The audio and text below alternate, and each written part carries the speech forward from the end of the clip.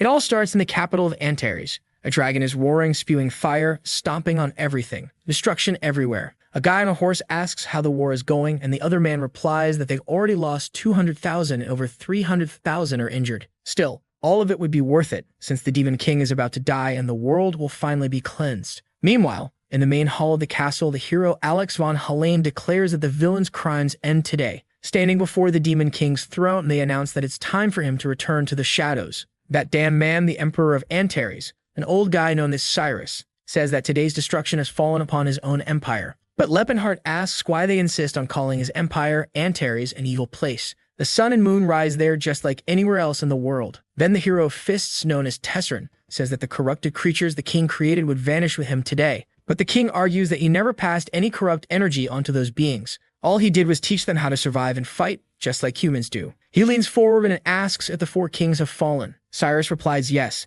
That filthy orc couldn't stand up to his sword. Lepenhart can't believe he really killed the legendary Tacit. The truth is, orcs might seem like savages, but they were actually innocent, loyal creatures who lived off hunting and gathering. Tesserin then says it's ridiculous they were ever called the Four Warrior Kings anyway, especially since that troll paid the price for his sins. Lepenhart remembers the one called Guru Atika and thinks to himself that even though trolls look menacing, they were just natural beings trying to cleanse their souls. St. Ellen then speaks up, saying that the strange dwarf who worshipped the gods of darkness was also put on the right path. The protagonist puts his hand over his face, thinking that these bastards really believe anyone who doesn't worship their same god must automatically admire the dark ones. The mage named Jade chimes in, saying that the dark elf has also passed on. Right then, Lepenhart remembers a healthy, fertile blonde girl, and apparently they can kill everyone but not that one, because now he's furious, demanding to know if they really are that eager to die. Tesserin shouts that dark elves were beings consumed by darkness, and they didn't deserve any form of mercy.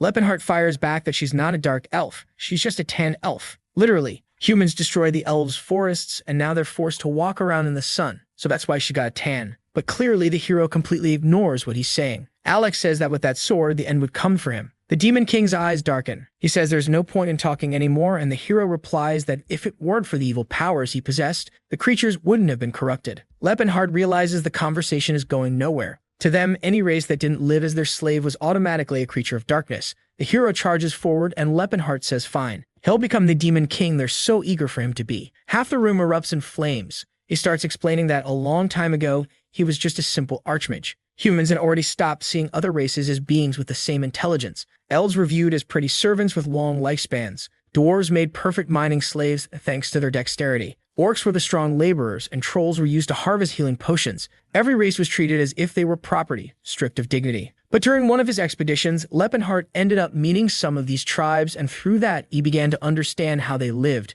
At the same time, he started learning about the unique magic each race carried, from the elves' elemental control to the witchcraft practiced by trolls. That's how he became the first person in history to reach the 10th circle of magic. His way of thinking began to change. He grew tired of watching other races being enslaved and began rescuing anyone suffering under that system. The issue was that his territory kept expanding, and it became harder to hide from humans. Eventually, he was under attack from armies without even understanding why. The truth was, their technology and strength were far more advanced. So just by defending himself, the village started to grow more and more. And that's how the Empire of Antares was born. He hadn't created it out of hatred for humans, but to serve as a refuge for the other races. Yet now everything was destroyed. Even though the people living there were peaceful, just looking for a safe place to exist, humans still claimed that anyone from that land was a worshipper of the Demon King. Maybe the sight of an army made up of multiple races was intimidating, but that was no excuse to slaughter innocent people. Activating his magic, he says that, as the ruler of this land, it's his duty to protect the empire. And man,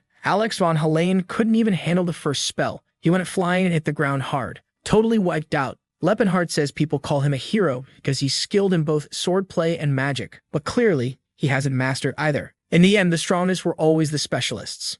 And now he was face to face with one, the King of Fists, a man with strength and endurance like no other. The others were easy to handle, but this guy was different. Tesserin immediately lunges at him. Lepenhart dodges, fully aware that this is the one person who spent his entire life training a single technique. Beating someone like that wouldn't be simple. Suddenly, the outer barrier of the castle explodes, crashing down in chunks, and when Lepenhart turns his head, Tesserin is already charging in, ready to slam his elbow through the black shield, shouting that victory would be theirs. Man, the Demon King takes a brutal blow to the head, blood's dripping down, but he says he's fine. He used magic to block the impact. Still, he knows that if this keeps up, there's no way he can win. not while he's still trying to think up a plan. Tesrin draws closer, saying he's going to send him to a peaceful place. Lepenhart's still fixing his skull when Tesrin adds that he'll be free from that evil nature inside him. That's when the Demon King realizes Tesrin, like the others, truly believed that the only natural way for any other race to exist was as a slave. Stogie pulls something from his eye and says it's an ancient artifact, known as the Eye of Spacetime. Not even he, the only 10-circle mage, had managed to figure out how to use it. Tesrin asks what he's planning, and Lepenhart says that now he's going to rewrite space and time. That artifact tampered with the flow of time itself and gave its wielder the ability to break natural laws. He had no idea how to activate it,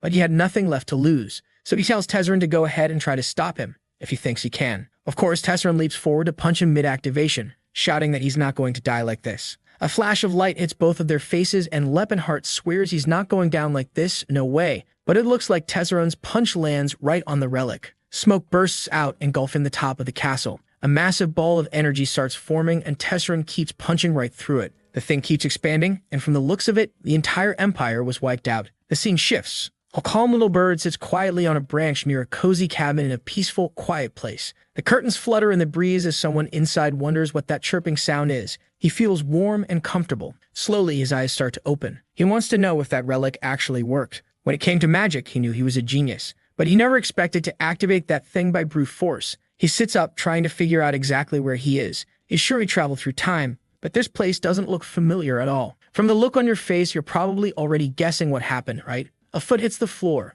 and the guy's rocking a size 59 shoe. He says that even the toughest men would shed a tear after seeing the body this guy's got. But who is this freak in the mirror? His hands are covered in calluses. Scars cover his entire body, and on top of his muscles, there are more muscles, and even more muscles stacked on top of those. Man, but none of this makes sense. He's a mage. He specializes in summoning and casting magic circles. What's he supposed to do with a perfectly carved six-pack? And what's with that ugly face? He used to be confident in his looks. The elf girls loved him. He stares at the mirror, wondering what happened to his handsome face and why his muscles keep flexing on their own. He starts questioning whether the relic malfunctioned or if he somehow ended up in someone else's body. There's also the possibility that this isn't the past at all. Maybe he just switched minds with some random guy. Now he's got thick eyebrows, a square jaw, and if he let a beard grow out, he'd look exactly like the King of Fists, Tesrin. And right at that moment, someone calls out that name, asking when the lazy bum's finally gonna get out of bed. A massive dude, probably 16 feet tall, storms in. He wants to know what Tesrin's still doing inside. The sun's already up. You should have started morning training by now. The old man scratches his beard, saying Tesrin's looking at him like he's never seen him before. And Tesrin replies that, well, he really doesn't know who the guy is. The man tells him to quit using that old "I lost my memory" excuse. He's already pulled that trick twice, and it's not gonna work again. He grabs the kid's head like it's a tennis ball and drags him off. Now it's all clear. Lepenhart, the 10-circle mage, ended up in the body of the strongest man in the world. And I guess I'm gonna have to start calling him Tesrin from now on. Otherwise, nothing's gonna make sense. I can't be switching names every 2 lines after all. Everyone around him's going to call him Tesrin anyway. So that's that. And judging by everything happening around him, this guy must be Tesrin's trainer, the one who held the title of King of Fists before him, a man known as Gerard Chrome. The poor guy's already got his leg all tied up and is begging the old man to hear him out for a second. But Gerard just covers his mouth and says that for some reason he's way too talkative today. Man, the guy grabs a piece of bamboo and says the training's about to begin. Next thing you know, whack, straight to the abs, and the poor mage is already crying, trying to figure out what the hell is going on. But that's just the beginning. The hits keep coming. The kid starts remembering Cyrus, that fierce little elf girl, and thinks this is the end of the line. Gerard, on the other hand, is wondering why his body feels weaker than usual today. Looks like the kid really did lose his memories somehow. But whatever, that doesn't matter much. After all, the Academy of the Indomitable was famous for its brutal training. It wasn't unheard of for people to lose their memory from taking too many beatings, but sooner or later he'd recover, especially with more beatings. Obviously, the fastest way to fix it was to beat him even harder. As he's smacking the poor guy around, Gerard starts ranting about how humans are weak because they rely on weapons. Only fools would choose armor and a sword over pushing their own body to be unbreakable. Tarzan pipes up asking what's so wrong with using tools, only to get absolutely chewed out by the old man, who says that kind of thinking just proves a person's weakness. A true fighter trains his flaws and overcomes them instead of hiding behind equipment. The human body is like steel. Hit it enough and it'll grow stronger. The poor guy's still tied up, helpless to do anything. And while Gerard keeps pummeling him, he's thinking not everyone gets stronger with training. It's rare to find someone who can go from iron to steel. And that's exactly why he has to make the most of someone like this. He goes right back to thrashing the poor soul, saying that he'll have to discover the vast ocean within himself. But all the poor kid can think about are those warm days in the sun with Cirrus. That was peace. Now the sun's setting, and after an entire day of getting beat to a pulp, Gerard finally says training's over and he can rest for a bit. Shaking all over, the kid thanks him. Back in his cabin, though, he's completely stunned. He's literally soaking in a tub full of potion. And in this world, potions cost 10 silver coins each. To fill a whole bathtub, he can't even begin to imagine how much that cost. He asks Gerard why they're doing this, and the old man explains, metal has to be cool before it can be hammered again. Lepenhart starts to understand the logic behind the training. They push the muscles to the brink of destruction, nearly to death, then immediately use aura and potions to regenerate. That way, the body recovers before it even feels the full cost of all that damage. It's actually a highly efficient method of building endurance, proving that this approach isn't just senseless brutality. And he knows firsthand how tough Tesseryn's body was in that fight. At least now, he's sure he really is in the past. But then that leaves the question, what happened to Lepenhart in this timeline? Where is his younger body now? And what is it doing? Could two versions of the same soul really exist in a single timeline? To him, there are only two possible answers. First, that the younger version of him is currently alive and well in his original body, while his older mind is stuck in Tesseryn's. Second, that the younger Lepenhart's body is now carrying the soul of the King of Fists. Next scene, Lepenhart brings over a mountain of food, telling him to dig in. He needs to flood his body with nutrients after pushing it that far. And as soon as he finishes eating, they're already climbing a mountain. Gerard says he has to work hard to earn that meal. Up top, he's doing one-finger push-ups while Gerard asks if life's really that easy for him. The poor guy's doing crunches on the edge of a cliff, and then boom, back in bed, totally destroyed. But at this point, there's only one thing on his mind. What's going on with his old body? He has no clue how all this is going to affect the future, and what's going to happen if this body ends up meeting his past self. The existence of a single soul was said to be an unbreakable rule of the universe, so maybe, just maybe, there was a tiny chance both souls could end up being destroyed. He also remembers that young Lepenhart still has 10 years before he even starts working as a warlock. Right now, he's probably buried in books at the Magic Tower. But what if Tesseryn really did take over his body? That bastard would definitely come hunting for him. But thing is, Tesseryn's strength came from his insane physique, and Lepenhart, man, he was a scrawny twig. The training Gerard put him through required help from someone else. There's no way he could handle it on his own. But then again, it's Tesseryn. If anyone could find a way to train solo, it'd be that guy. Either way, there he is, stepping out the door, saying his top priority is escaping this hell. And right then, he stomps off, declaring that he's never coming back to this place again. But of course, the moment he steps outside, his teacher's already standing there asking where his precious student thinks he's going. Our boy is stunned, trying to figure out how the hell this guy's already out here. Was he always just standing around waiting? Scratching his chin, Gerard says it's been about 9 months since his last escape attempt. This one makes 9. The kid tries to explain that he's not Tesseryn. His name is Lepenhart, and he's a mage. Gerard tells him that's a pretty creative story. This time, he really came up with a good one. Last time, it was some tale about being from another world and having met gods and dragons. Before that, he claimed to be the reincarnation of some martial artist from an eastern continent. But this new one about being a wizard named Lepenhart, that one's pretty convincing. He bonks him on the head and says it's time to go back to sleep. And just like that, the poor guy gets yanked back by his hair. Clearly, escaping isn't going to happen. Next scene, he tries to sneak out early in the morning, but gets caught again. Tried escaping underwater, caught again. Dragged straight back to the mountain. The man who, in the future, would earn the title of King of Fists, right now is just desperately trying to run away from training. And Gerard says his training method has been used for over 130 years, and not once has a single student managed to escape. Tesseryn knows even if he did get away, that old man would hunt him down across the world and eventually drag him back.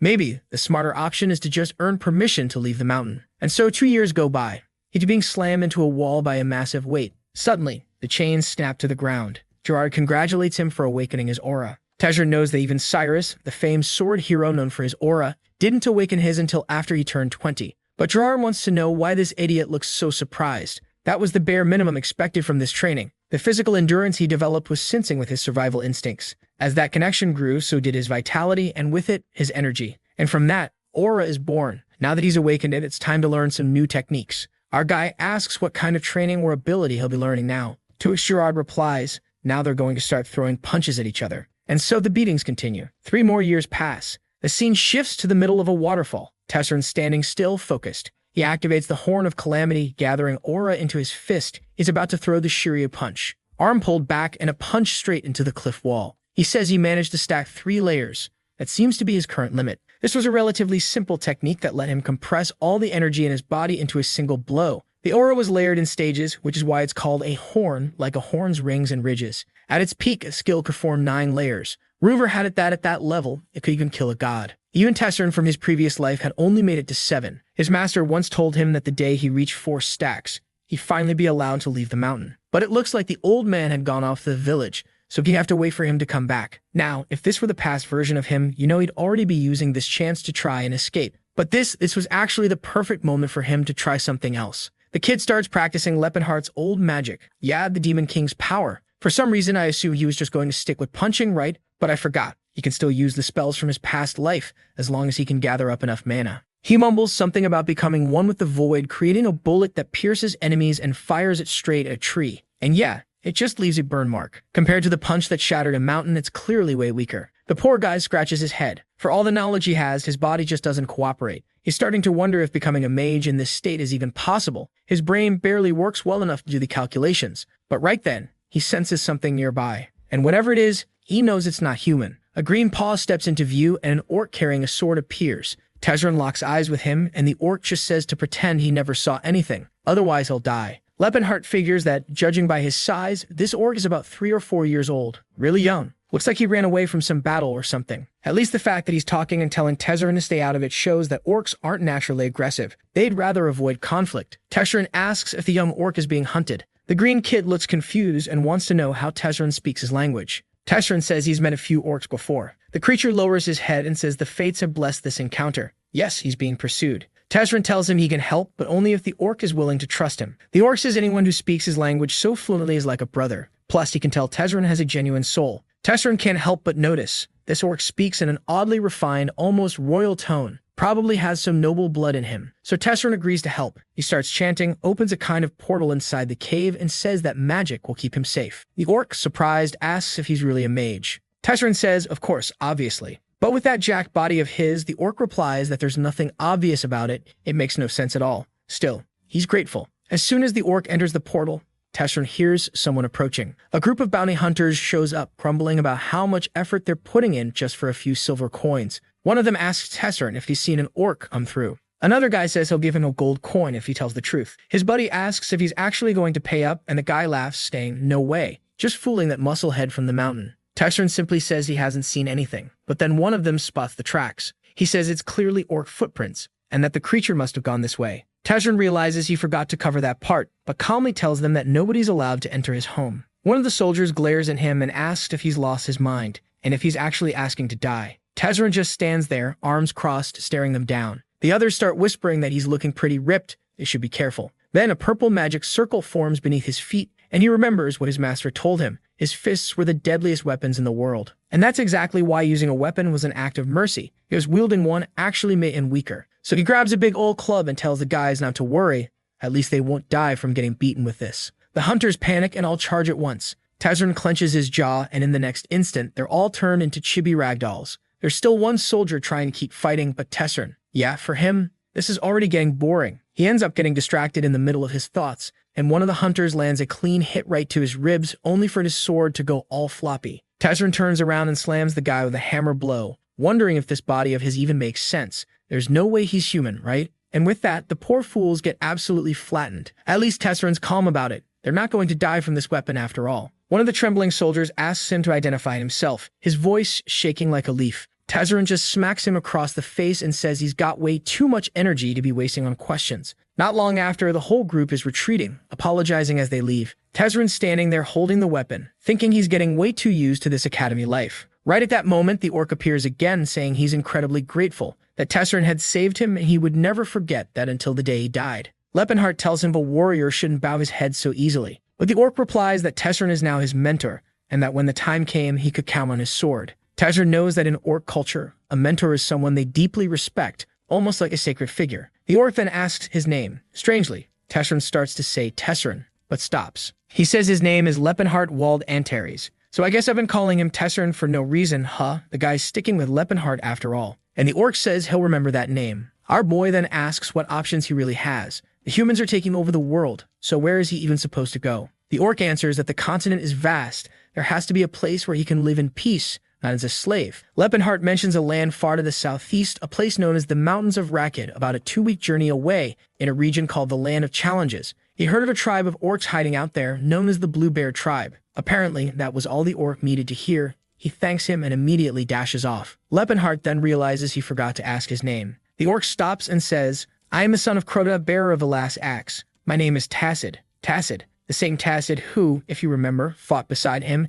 and was one of the 4 great knights who died. Which is weird, right? That guy ended up becoming the leader of the Blue Bear tribe. So how did that happen if he met Tesserin in the other life? With a personality like his, that bastard would never have helped an orc. So clearly fate went in some very strange direction. Still, it was a bizarre connection. He thinks back on the Empire, on Tacid, the orcs, the elf girl, and the dwarf as he sits smiling on the throne. He hopes that someday he'll get the chance to meet all of them again. 6 months go by after that strange encounter with Tacid. Gerard prepares for a leap and tells him to brace himself. A burst of energy explodes, and man, you'd think the kid would be braver after all this time, but nope. He's standing there, scared out of his mind. He activates the spiral guard just in time, and Gerard congratulates him, saying he's finally mastered it. Felt like it was just yesterday that he was still calling himself Leppenhart and trying to run away from this place. Our boy replies that was 6 years ago, so why is he bringing it up now? To which Gerard says they've been training together for 10 years, but it's only now that he's finally showing progress. The only question left, why is he still so short?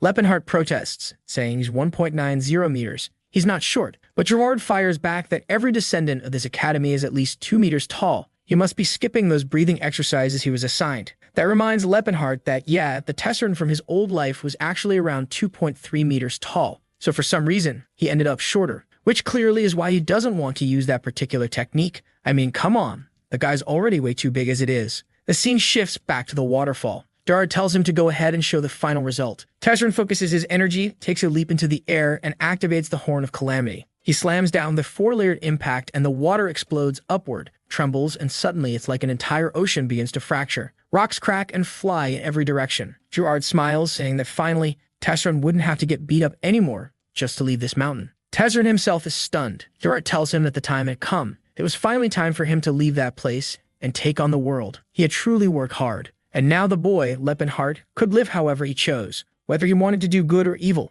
didn't matter. What mattered was that he lived on his own terms. That was the reward for all the years of brutal training he endured. Our guy's getting kind of emotional, and then Gerard shares something. 60 years ago, the third king of fists gave him some advice. Actually, 3 pieces of advice. The first, make a lot of money, but never through dishonest means. Leppenhart asks how that even makes sense, being a villain but not stealing. Gerard replies that if you're going to be a villain, at least be a classy one. A person who still holds on to dignity. That just leaves the poor guy even more confused. What's this nonsense about dignified villains? Gerard ignores the reaction and moves on. Second tip, always stand by those who've been wronged. If you're going to live a good life, then live one that earns respect. Leppenhart asks, what if the one who did wrong isn't weaker? And Gerard says, the weaker one isn't always the victim. And besides, you're way too strong. Almost everyone's gonna be weaker than you. So judging by that doesn't make any sense. But the third and most important rule, don't let the legacy of the indomitable die. Someday you have to find a student and pass it all down. Looking at Gerard from the side, Leppenhart still does seem a bit short. He tells the master they'll remember all of it. Gerard tosses a backpack his way and says that finding someone talented is extremely rare. So don't spend your whole life looking. Just make sure that when you do find someone, you don't let them slip away. The pack has a bit of money and some travel clothes, but our boy looks a little disappointed. He only got 30 silver coins. From what he knows, his master was one of the richest people in the whole kingdom. But Gerard just shrugs and says it's tradition to pay students poorly. When he left, he only got 25. To cheer him up a little, though, he mentions a special gift hidden on a certain mountain. Location marked on the map. He should stop by if he's nearby. Fully dressed, pack on his back, Leppenhart asks himself if he really can just leave like this. He's gotten so used to the mountain life, he's not even sure what living free feels like anymore. But then, from the middle of the mountain, a surge of aura rises, and he hears Gerard's voice. Don't let this farewell weigh down your departure. Honor the legacy of mastering one of the most powerful techniques in the world. And just like that, the poor guy takes off, sprinting down the mountain, ready to face the world. Scene change, a small house in a city. An old man tells his boss that this is way too risky, but the elder says if no one else is going to speak up, he will. A knight asks what the old man wants, and the elder calmly says they need to be paid for the food and for the stay. The knight tosses him a gold coin, saying these damn fools don't know a thing about honor. That should be more than enough. The old man glances at it, and the knight's certain the guy's never even seen one of those before, until the elder replies that it's far from enough. The knight glares at him and asks if he thinks he's stupid, like he doesn't know market prices, and then he punches the old man in the face, saying he's got guts to try and scam a knight like that. But the elder only thinks to himself, these bastards are nothing but common bandits. They've taken the house, the food, and now they want to offer a single coin in return. Suddenly, someone asks old man Edward what's wrong. He turns and says to Stefan, it's nothing. But the bastard just chimes in, saying this place is full of miserable people, That's why they can't show mercy to commoners. They don't know their place, and they don't know when to stop. We cut to the chill life Leppenhart used to live, huh? All skinny and bony, what hey? What really matters is that he had his smiling blonde elf girl by his side, right? She once told him he was graceful, like a finely crafted blade. Now staring into the mirror, he wonders what kind of cursed golem he's turned into. At least he's a lot taller now. That part's great. At this point, Cyrus must be about 70 years old. In human years, that's around 17, but elves live way longer. And this is the city of Krone, in the southern region of Vasily. She's supposed to be sold off next year, and right now, she's probably at the slave house in the region of Chaitin. He starts wondering if the first thing he should do is go over there, destroy the auction, and just snatch her back. But if he does that, he'd be interfering with his own path, messing with the future far too much. It'd be much smarter to just earn the money instead of drawing attention. The problem is, an elven slave costs a fortune, and right now he's got less than 30 silver coins, most of it already spent on lodging. But none of that matters, really. He's got the body, he's mastered the techniques, and he has the memories of the future. On top of that, he knows of a certain ruin located nearby. Cut to Stefan again, asking Todd if he's found the relics yet.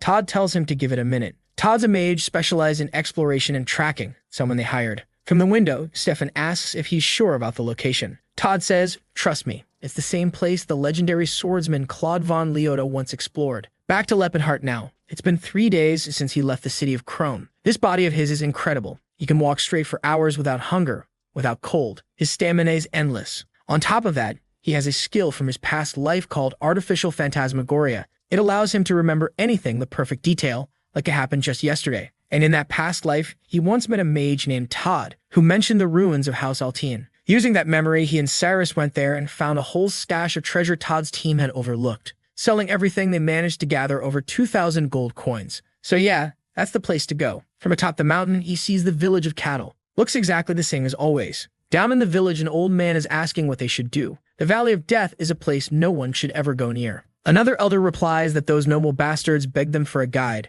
If they refused, there'd be consequences. A man on the right says their boss got injured looking for this place. The other guy loses his temper, shouting that nobles are disgusting. In the middle of all that, a man pulls out a bow and says he'll go. He's the best climber in the village. No one else could do it. His wife and daughter burst into tears while he's thinking, someone please save me. I really don't want to do this. The other men, though, are patting him on the back, saying he's got the heart of a winner. Of course he's going to make it. And then, boom, Leppenhart's face appears at the window, and he says he'll go. The guy yells, thanking him, but then spins around with the bow drawn, asking who he is. Our boy answers calmly, I'm just a traveler. Happened to overhear your conversation by accident. He steps into the room, and they ask if he's familiar with the area. He nods, very well. The guys say it's impossible. If he really knew the place, there's no way he'd agree to go to the Valley of Death. But our boy just tells them he's already been there before, so he's not worried. Meanwhile, he's thinking to himself that these bastards are lucky. He just saved one of their lives. The Valley of Death, that's what people around here call it. But the truth is, it's a dungeon, a remnant from the Silver Era long since forgotten. 50 years ago, a knight awakened his aura at the age of 45, which was considered young back then. The problem?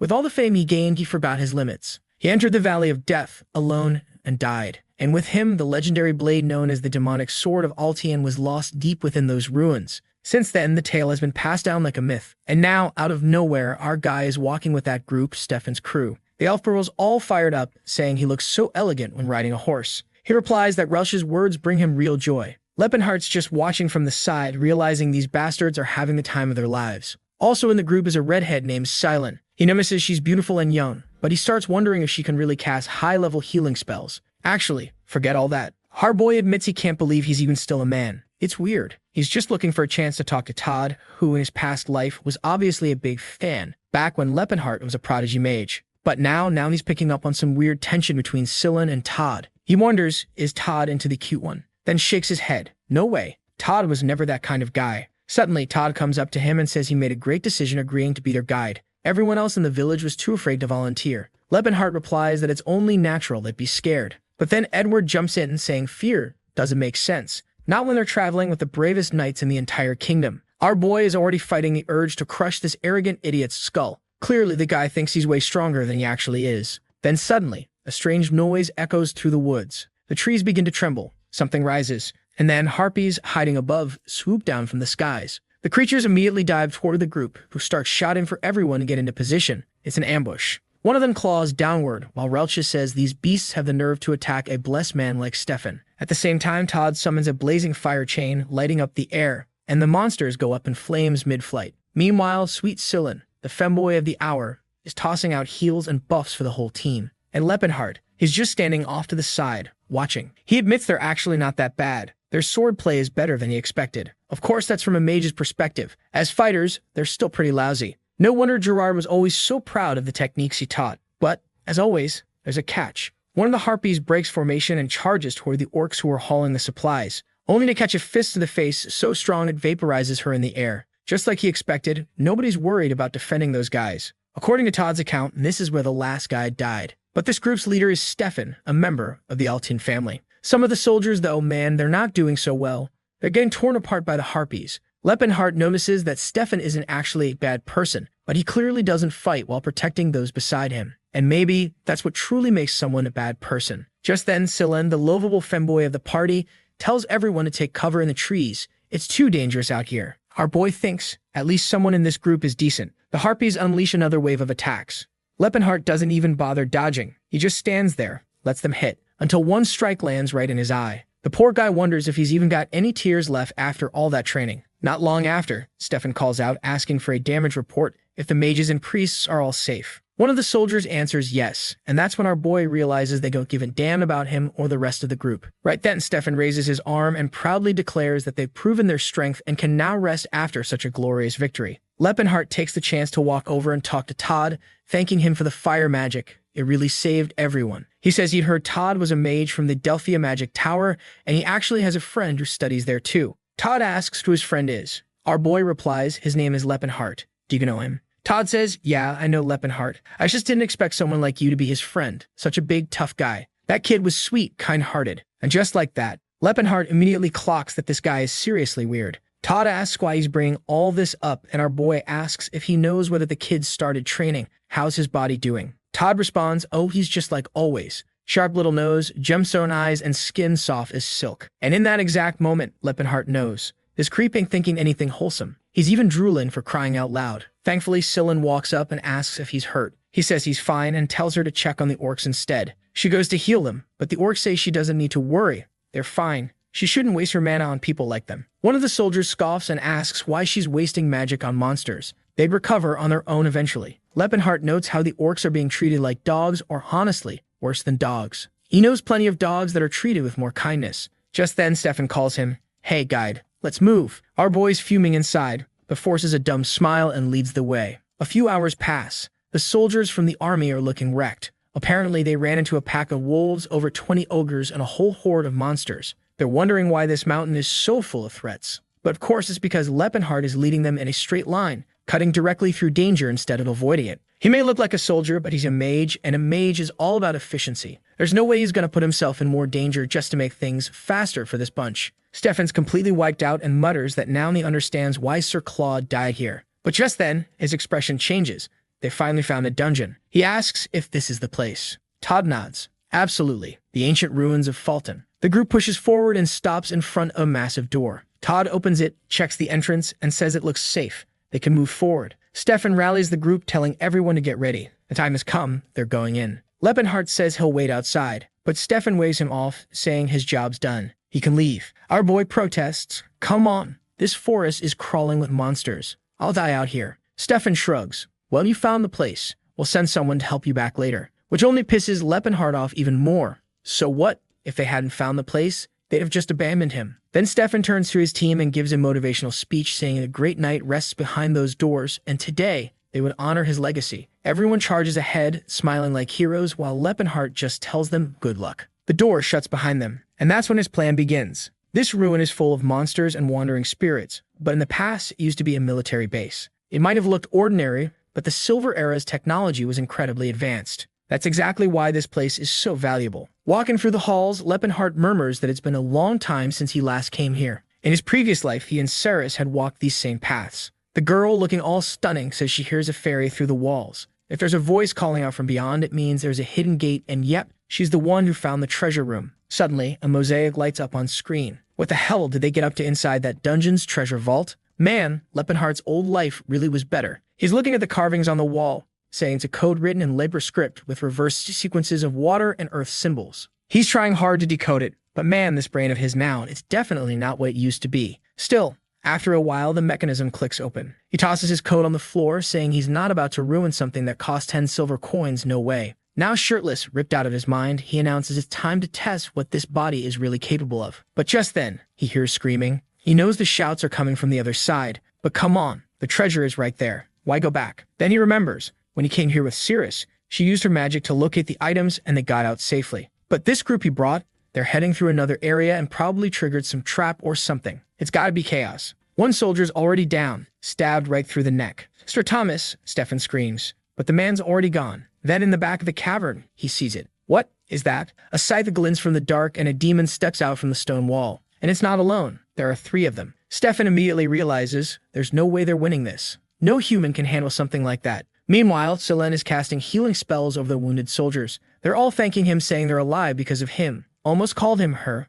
Let's be honest. Sterling mutters that it was that trap that really wrecked them, and thanks Todd for saving them all. But Todd says he only protected them from the fall. The real danger is what lies ahead. Up the stairs, the soldiers are being launched like dolls. The demons are closing in fast. Everyone's panicking, screaming, and running. Selen holds his ground, casting buffs and radiant blessings across the whole room. He summons a cursed-looking scepter, flooding everyone with courage and energy. The group fills up with light and resolve from Selen's power, while Todd in the background is wondering, where the hell is this guy getting that much holy energy? Still, off they go. Everyone rushes in, fully hyped, even Todd. And strangely, he's pulling weird faces and tossing swords like he's doing stage tricks. Relcha, meanwhile, charges at one of the monsters. Or, at least she tries. She gets drop-kicked in the back, slammed in the gut, and launched into a wall. Barely conscious, she says she hopes she was able to help Master Stefan. At least the guy's not a coward. He tells her she did great, and that from now on, she can count on him. Say what you will, he's kind of a bastard, but at least he can fight. He delivers a clean strike and finishes off the demon. Everyone's stunned, saying they really can rely on the great warrior Stefan. He tells them all to focus. This is the exact spot where Sir Claude met his end. But right then, a fiery explosion bursts from above and stones rain down from the ceiling. Things just escalated fast. From the flames, another demonic beast appears. This time, a flaming version. The creature charges in, launching soldiers left and right. People are yelling to fall back, and the entire group starts fleeing. You'd think Stefan would panic, but nope. He growls, "No way in hell I'm going out like this." Gripping his sword, he swears he won't let that monster bring everyone to ruin. He carries the name of House Altian and the title of Resolute. He charges in and fires a powerful blade strike. It looks like it cut through the thing, but in reality, wham, the demon backhands him across the face and he goes spinning through the air. He hits the ground like a sack of trash and blacks out. At least Selen is there, his hands glowing bright with holy magic, shouting for Stefan to wake up. Or actually, nope. Selen straight up blasted the boss demon with holy power, whacked him on the head with a massive staff. The problem? The creature didn't die. It slowly turned and locked eyes with him. And now Selen is straight up shaking in his boots, man. The demon comes charging. Poor Selen squeezes his eyes shut, like, dude, you better try to dodge or something. But suddenly, the demon gets knocked back, flying through the air. Selen opens his eyes, and there he is, the absolute unit, the hero of the hour. He's here to save the waifu of the day. Well, when there's no woman around, you save the femboy, right?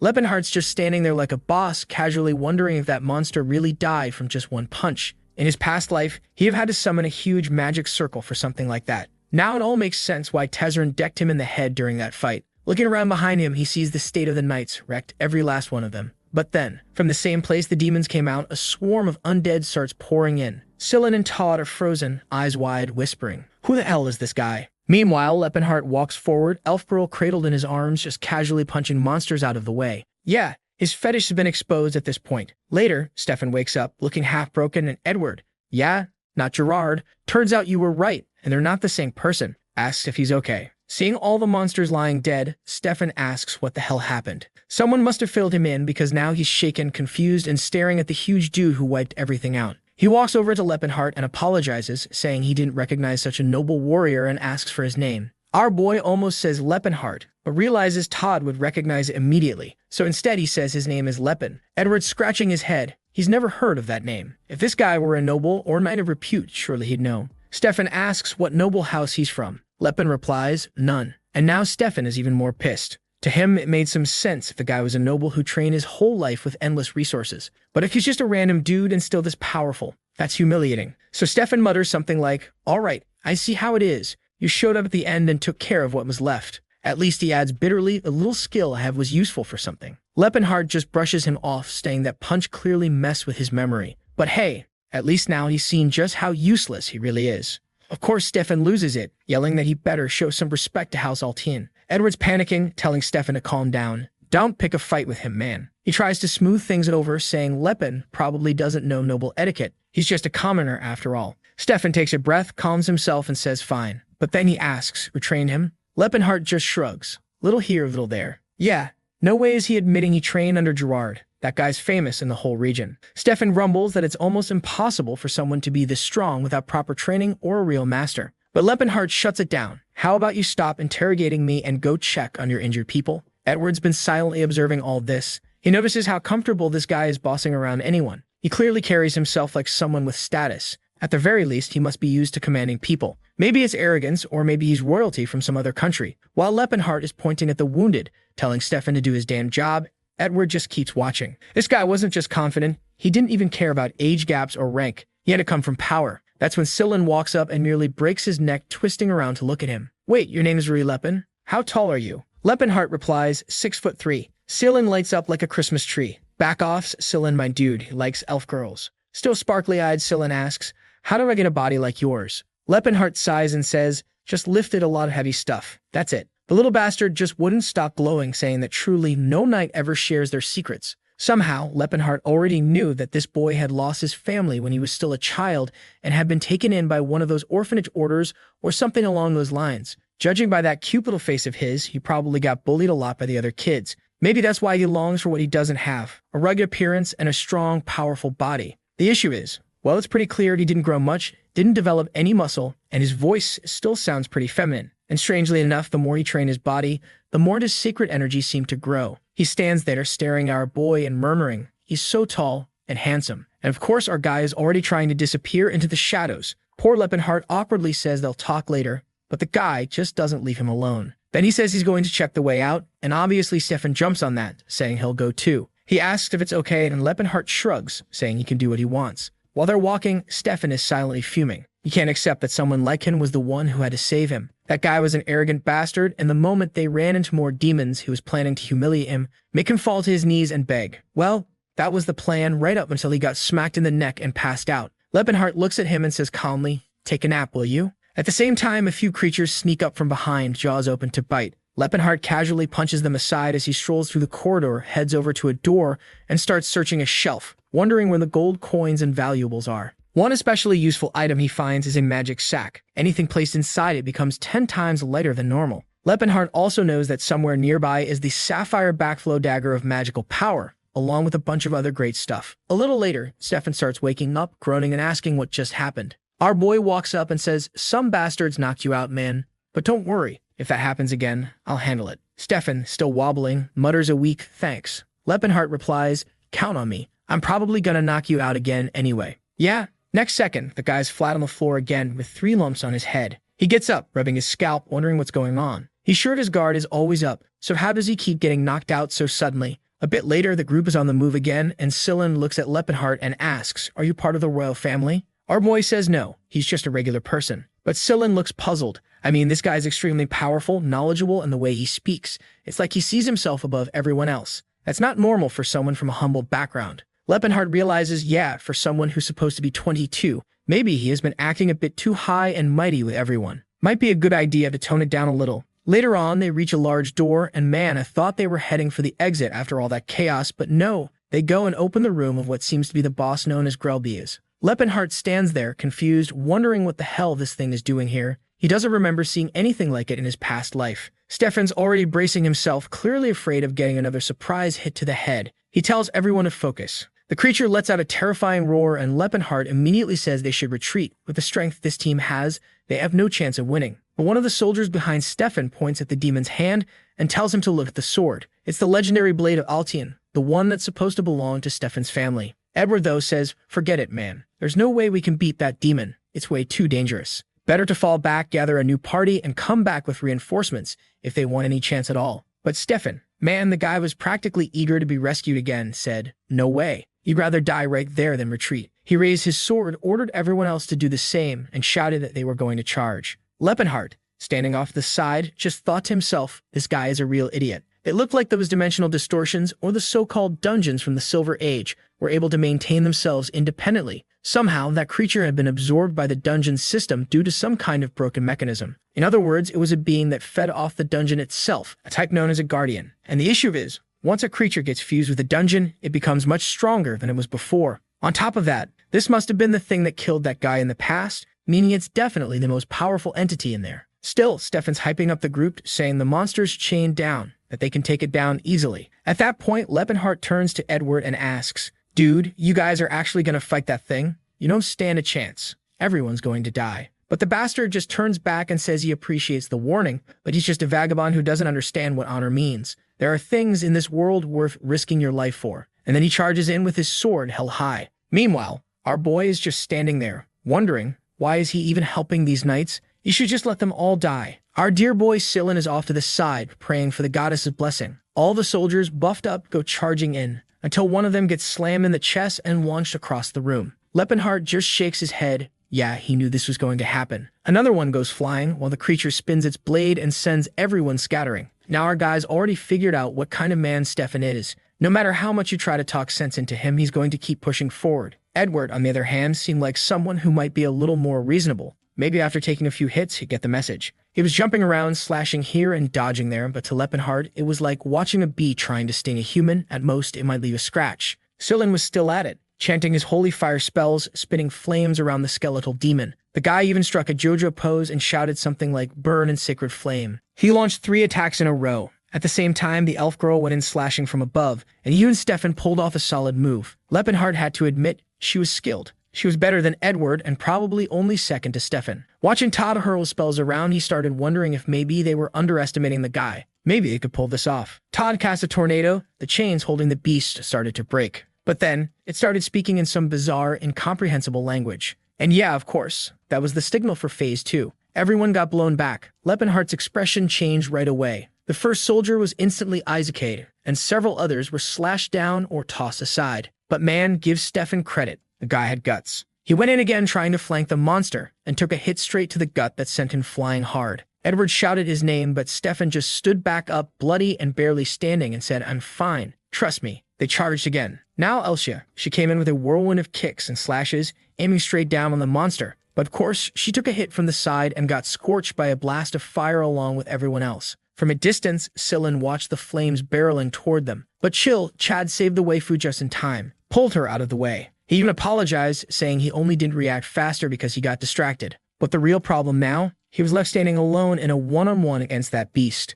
That's when he started activating his aura, saying he was curious. He wanted to know what this body, the one that trained for over 10 years, was really capable of. If he were still just a mage, he'd never take a risk like this, not with his life on the line. But now, man, now he was a fighter. He only felt truly alive when facing an enemy where victory wasn't guaranteed. So he charged forward, saying that if his master were here to see this, he'd be proud. He fired off a focused explosion right off the bat, but the creature retaliated fast and Leppenhart had to dodge. Still took a small slice to the shoulder. Metal weapons might have done nothing but magic. That still worked on him. In the blink of an eye, he was already behind the beast, but the monster pulled a reverse kick out of nowhere and launched him straight into the wall. Sillin screamed in panic, but Leppen just strolled out of the smoke like nothing happened, cracking his neck with a pop. Our dear femboy was completely terrified man. The toughness of this guy's body was unreal. Leppenhart thought, if I hadn't held back just now, I probably could have found an opening to counter. This fight had turned into a pure test of reflexes, just like it used to be with Gerard. He had no clue what that monster's roar meant, but he welcomed it.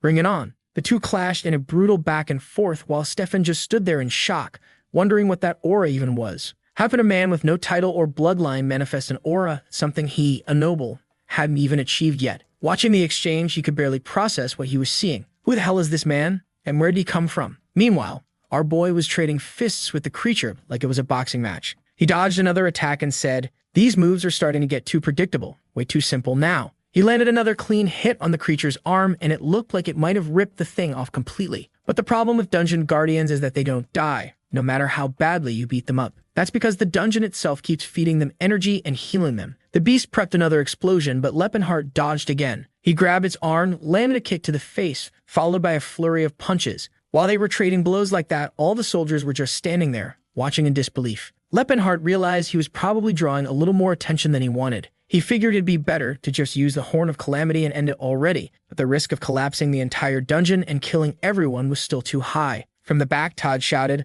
Lepin, use a sword, man. We'll buff it with holy energy and you can finish this thing. But our boy just yelled back, I don't know how to channel aura into a sword, you moron. All I know is how to punch with it. That's it. Then Sillin called out and asked if his body was tough enough to take a hit. Lepinhart said, yeah, it's one of the sturdiest around.